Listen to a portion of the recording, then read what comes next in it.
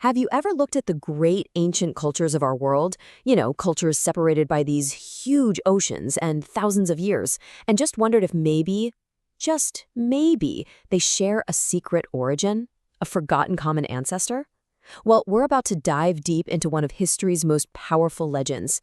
It's a story that suggests civilization didn't just pop up independently all over the globe, but that it might have sprung from a single, spectacular source, one that was tragically lost beneath the waves. Okay, just look at this for a second. On the left, you've got the iconic Great Pyramids of Egypt. And on the right, literally halfway across the planet in Mexico, there's the Great Pyramid of Cholula. I mean, they're both these massive, stepped structures, built by cultures that had absolutely no known way of contacting each other. It's this stunning architectural echo across a completely impassable ocean. So how? How could two totally separate peoples, thousands of miles apart, come up with such a similar, and let's be honest, kind of bizarre architectural design? Is this all just some wild coincidence, or could it be that these pyramids and dozens of other really puzzling similarities we see in the ancient world are actually fragmented memories, echoes of a single lost mother culture? That's the huge question we're going to investigate today. We're going to follow the trail of evidence that seems to point back to the legendary lost continent of Atlantis. Now, everything we think we know about Atlantis, it really all starts with one guy, the Greek philosopher Plato, who was writing around 360 BC. But here's the thing that's so crucial to get. Plato didn't just make this up as a cool myth. He called it a veritable tradition, which is basically his way of saying, hey, this is a true story, an incredible piece of lost history that's been passed down for generations. And according to Plato, this tale followed a pretty remarkable path through history. It started with ancient Egyptian temple records, dating back an unbelievable 9,000 years before his own time. Then, around 600 BC, the story was told to a famous Athenian lawmaker named Solon.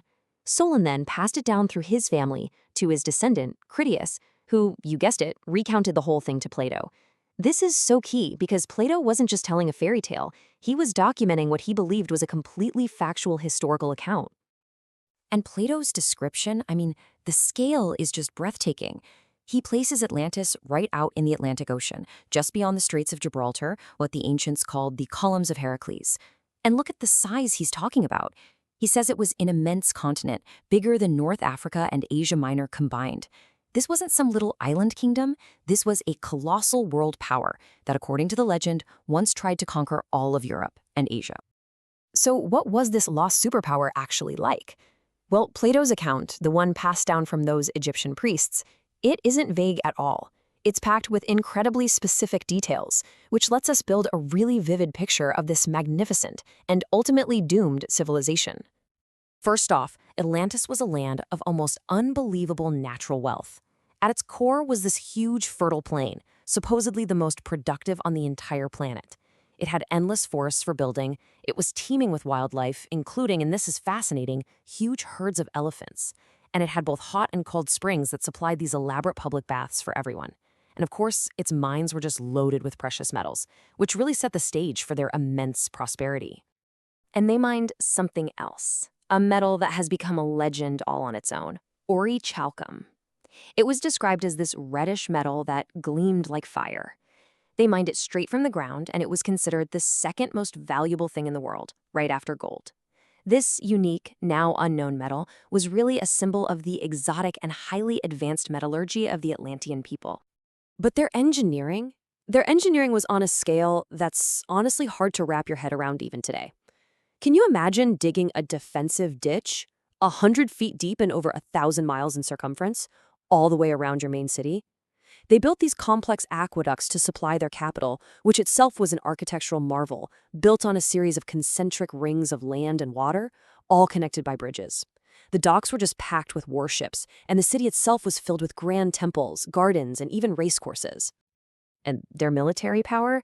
It was just staggering. Get this, the capital city alone was required to supply a fleet of 1,200 warships. The entire military machine supported 10,000 war chariots and a standing army of over 1 million soldiers drawn from all its districts. This wasn't just a civilization, it was the undisputed global superpower of the ancient pre-flood world. So for generations, this mighty empire flourished. But golden ages rarely last forever, right? The story passed down to Plato takes a very dark and dramatic turn, detailing the sudden and incredibly violent end of this amazing civilization. The legend basically explains that for a really long time, the Atlanteans were a virtuous people, guided by this divine wisdom. But over time, that divine nature of theirs started to weaken. They became corrupted by greed, by ambition, and this insatiable lust for power. Their greatness just gave way to arrogance. And this moral decay, according to the story, is what set the stage for a terrible judgment. The end came so fast, and it was absolute. Plato writes about excessively violent earthquakes and floods. In the span of a single, horrific day and night of terror, the entire island continent of Atlantis, along with all its magnificent cities and its powerful people, was swallowed by the sea and just vanished from the face of the earth. So a whole civilization, wiped from history in a single moment. The continent itself was gone. But what if the idea of Atlantis, what if its culture, its knowledge, its people, what if somehow they survived? Okay, this is where the theory gets truly compelling. The argument is that a few survivors of the cataclysm actually escaped, spreading out across the entire globe. These refugees, they became the teachers of early humanity. You know, the civilizing gods you hear about in legends? Planting the seeds of Atlantean culture that would later blossom into the great civilizations of Egypt, Mesopotamia, and of course, the Americas.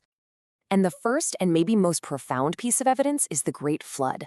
The story of a world-destroying deluge isn't just in the Bible. It appears everywhere. The Chaldeans had Khasasutra, the Hindus had Manu, the Aztecs had Tesbi. They all tell this remarkably similar story of a divine warning, a great boat, saved animals, and a world being reborn from just a handful of survivors. Could these all be independent myths? Or are they the shared traumatic memory of a single, very real event, the sinking of Atlantis? And the parallels go way beyond just a single myth. Check out these highly specific cultural practices. The Egyptians practiced mummification to preserve the body for the afterlife. Well, guess what? So did the Peruvians. Both worship the sun as a primary god. Both independently developed and use the architectural arch, which is a pretty complex engineering feat. These aren't just vague similarities. They are identical cultural fingerprints found on opposite sides of the world. And the list, it just keeps going, building this really powerful, cumulative case. Both the Old and New worlds had organized priesthoods, even monastic orders. The cross was a sacred symbol long before Christianity. You find it in ancient Egypt and all across the Americas. There was a shared belief in an immortal soul, a common practice of building pyramids, and even similarities in weapon design, like the battle axe. I mean, when you see this many identical traits, it starts to look less and less like coincidence and a lot more like a shared cultural blueprint. Even language itself seems to point to this common source. Researchers have found what they call astounding affinities between ancient South American languages, like Quechua and Aymara, and the foundational languages of the Old World. They argue that the purest forms of the root words that connect all these language families are actually found in the Americas, which suggests a possible point of origin we've completely overlooked. So here's the crucial point. When you really follow the evidence, whether it's architecture, religion, technology, mythology, or language, every single trail seems to lead back to the exact same mysterious origin point. It's almost as if Atlantis is the main trunk of the great family tree of civilization, and all the ancient cultures we know and study are simply the branches that grew from it. This theory completely reframes our entire understanding of history. It suggests that humanity didn't just invent civilization multiple times in different places. Instead, it was an inheritance, a legacy from a single brilliant source. The Atlanteans were the original civilizers, the original colonizers. Their empire was already a distant, ancient memory, even to the very earliest Egyptians. And it leaves us with this truly mind-bending thought. We search for answers about our origins in the deserts of Egypt and the jungles of Central America. But what if the key that unlocks it all, the Rosetta Stone for human civilization itself, is lying in silence, thousands of feet down, just waiting on the floor of the Atlantic?